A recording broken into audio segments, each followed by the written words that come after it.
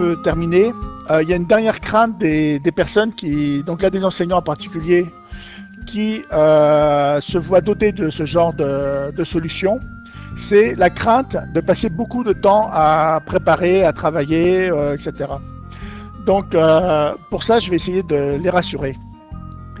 L'idée, quand on est enseignant, c'est de faire travailler les élèves, c'est pas de travailler spécialement ça. Si on passe plus de temps à préparer que les élèves à faire, c'est qu'il y a un petit problème. Si on a les élèves 6 heures par jour et qu'il faut faire 7 heures de préparation tous les jours, ça commence à faire beaucoup. Donc, il faut, sans compter les corrections, donc il faut trouver d'autres méthodes de travail. Alors, le tableau interactif permet de gagner du temps, par exemple, avec la galerie qui permet de réutiliser des éléments d'une fois sur l'autre, ou la page qu'on peut réutiliser d'une fois sur l'autre. Donc, j'ai divisé les activités principales en classe en 4 périodes. Séquence de découverte, règles terminées, entraînement et évaluation. D'accord? Donc, l'idée, j'efface, hop.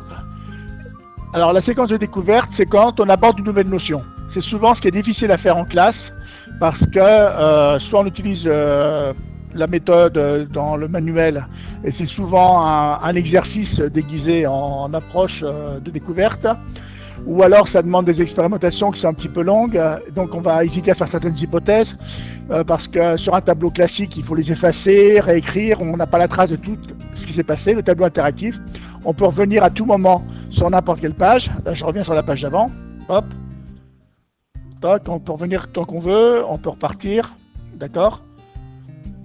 Donc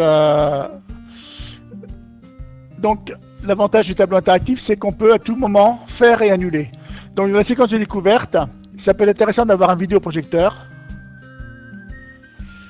parce que ça peut permettre de projeter quelque chose à l'écran qui va être un élément de réflexion. On peut faire une séquence de découverte avec un livre aussi, hein. On le sait puisque la plupart des manuels prétendent le faire en tout cas. Le tableau interactif, j'espère que vous avez vu au cours de cette petite conférence que c'était très important. Un ordinateur, on peut faire une recherche sur un ordinateur pour travailler un sujet, en particulier en classe inversée par exemple. Un cahier, par exemple un cahier d'expérience sur lequel on va noter ce qu'on a remarqué, ou lors d'un voyage ou d'une visite. Des boîtiers de réponses ou un système de questions, ça peut être intéressant pour demander l'avis des élèves avant, interroger les représentations initiales. Hein. Et un enseignant, c'est utile. Alors c'est utile, mais si je garde que le couple enseignant tableau interactif, le problème, c'est que j'ai pas mes élèves dedans. Donc c'est ce qu'on a tendance à faire quand on fait de la pédagogie frontale.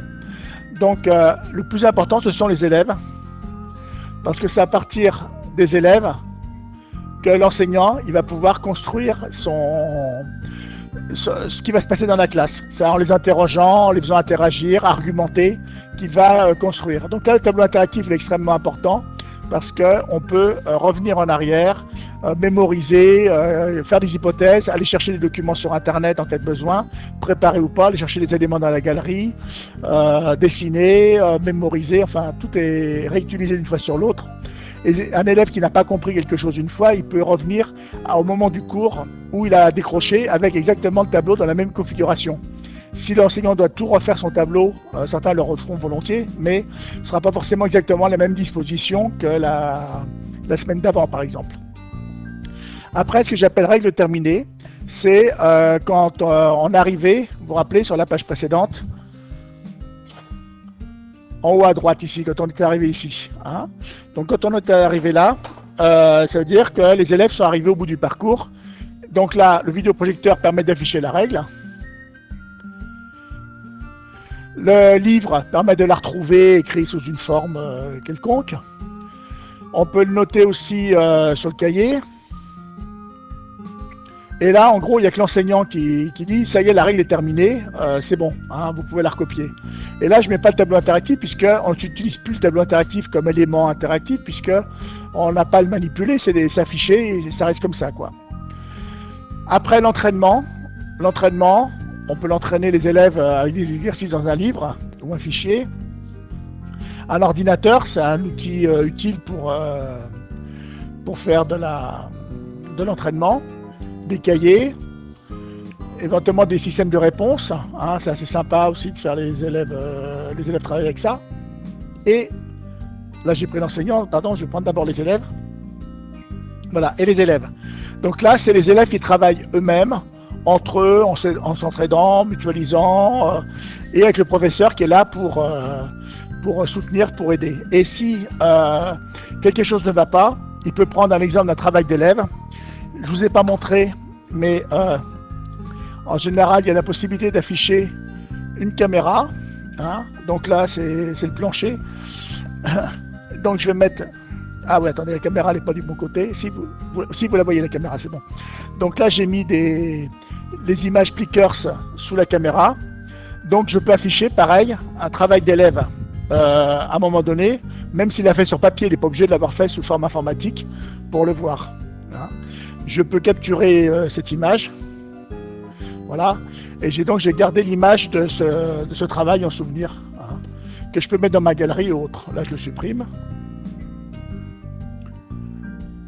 Voilà. Donc, l'enseignant peut sortir un travail d'élève et le remettre comme une séquence de découverte. Va dire, ah, regardez, un tel a trouvé une bonne idée pour faire ça, et voilà comment il l'a fait. Ensuite, la phase d'évaluation. L'enseignant est donc un petit peu en dehors, il est juste en aide, et il se dit, là, il y a un problème, on revient là-haut.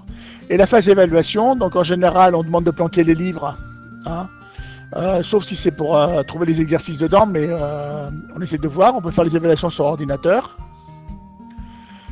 On peut les faire dans un cahier, ce qui permet aussi d'avoir plein de choses à corriger, donc c'est sympa.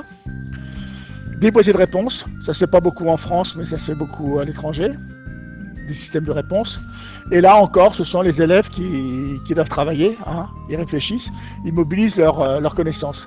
Et là, l'enseignant, il est encore à côté. Si tout va bien, il dit bon, ben c'est ok, c'est acquis, on passe à la suite et on refait une nouvelle séquence de découverte sur un autre sujet, sur ce qui suit. Ou alors, si ça va pas, ben, il reprend ce qui ça va pas et il reste à ce niveau-là pour voir que tout le monde ait compris.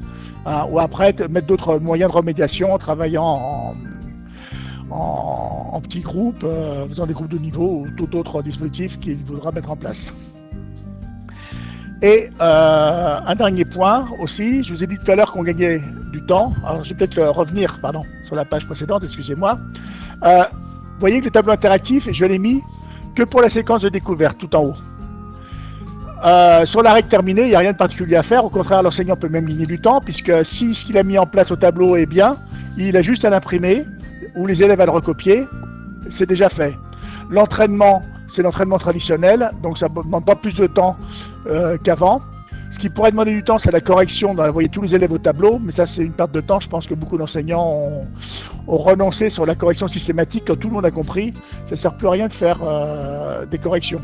Et sinon, la phase de correction serait peut-être la flèche rouge qui remonte, hein, qui serait l'élément qui indique, là on remet quelque chose en haut, ça peut être une correction à ce moment-là parce qu'il y a quelque chose qui n'est pas bien compris. Et la phase d'évaluation, sur la feuille des boîtes de réponse, on gagne beaucoup de temps, hein, que ça peut même faire des livrets tout seul. Mais peut-être pas que le LSU, il faut voir, l'interfaçage ne doit pas être prévu. Mais sinon, ça permet quand même, l'évaluation, ça ne prend pas plus de temps qu'avant, c'est le même système. Donc la seule phase qui pourrait faire perdre un peu de temps, c'est la séquence de découverte. Mais c'est en général ce qu'on fait mal en classe, parce que faute de moyens, faute de temps, etc. Donc le tableau interactif permet de préparer les éléments à l'avance, pas trop préparé pour que les élèves aient la possibilité de réfléchir, d'interagir, d'argumenter. Donc c'est plus de temps dans la classe en discussion, mais moins de temps en préparation. Puisque en préparation, l'enseignant doit juste se dire « Ah, peut-être que les élèves vont penser à ça, ils vont penser à ça », donc essayer d'avoir les images, repérer quelques sites internet, quelques éléments de recherche pour le faire. Mais après, il a juste à mener l'activité dans la classe. Et donc, une petite préparation comme une simple image affichée va lui permettre de tenir pendant un temps assez long et surtout d'être sûr que beaucoup plus d'élèves comprennent dans la classe, puisque beaucoup plus d'élèves auront participé. Parce que le support est motivant, il y a une image, c'est de la couleur, les élèves peuvent se déplacer pour manipuler. Donc en général, ils en tirent plus profit de la séquence de découverte. Du coup, l'entraînement a moins d'utilité. Hein. Il est toujours utile, mais moins, puisque souvent l'entraînement, c'est une phase en fait de fin d'apprentissage. Mais si c'est compris au départ, l'entraînement, ça devient un peu moins important.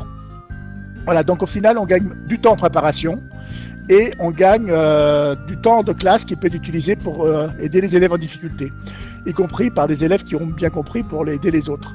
Et si on passe trop de temps en préparation, par exemple en faisant un PowerPoint tout fini, etc., c'est du temps complètement perdu parce que là, on oblige les élèves à suivre le parcours. Certains vont faire un PowerPoint avec toutes les images, avec les légendes, avec des bruits, etc.